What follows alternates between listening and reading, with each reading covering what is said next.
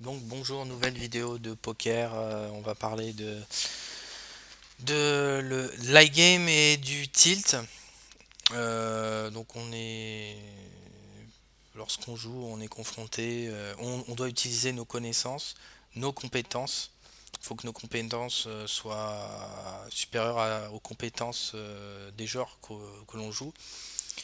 Et le tilt, c'est donc notre pire façon de jouer. Et donc on va développer ça. Donc commençons par le high game.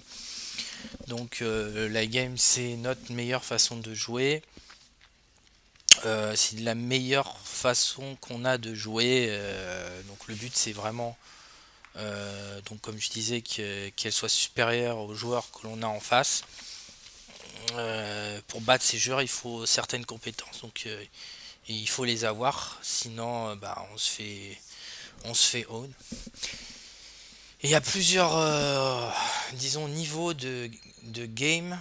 Il y a l'high game, donc notre meilleure façon de jouer. Le big game, c'est le joueur, le light game, le game automatique, passable. Et le C game, c'est notre pire façon de jouer, celui qu'il faut éviter. Donc, celui ben, où on paye tout, où on fait des choses qu'on ferait pas habituellement, et on les fait parce que on n'est pas dans un état émotionnel convenable pour jouer. Ou alors on a trop laissé monter cet état émotionnel, on n'a pas tout de suite mis un garrot, comme quelqu'un qui saigne beaucoup, ben, si on lui met pas un garrot, il va se vider de son sang. Ben, là c'est pareil, on a trop laissé son énervement s'installer, ses ruminations s'installer, et il n'y a qu'une façon d'arrêter quand on a atteint ce seuil, ce trop haut seuil, on va dire, c'est de sortir. Donc il faut pouvoir anticiper ça. Le Donc pour ça, c'est pour le high game. Pour le tilt, ben, il faut savoir que ne pas jouer son high game, c'est être en tilt. Que le tilt, bah, le tilt, c'est pas forcément quelqu'un qui casse tout, qui tape tout. On peut être en tilt et être très silencieux. Ça se voit pas, mais intérieurement, on a les boules, on a l'énergie. Ça nous bouffe notre énergie.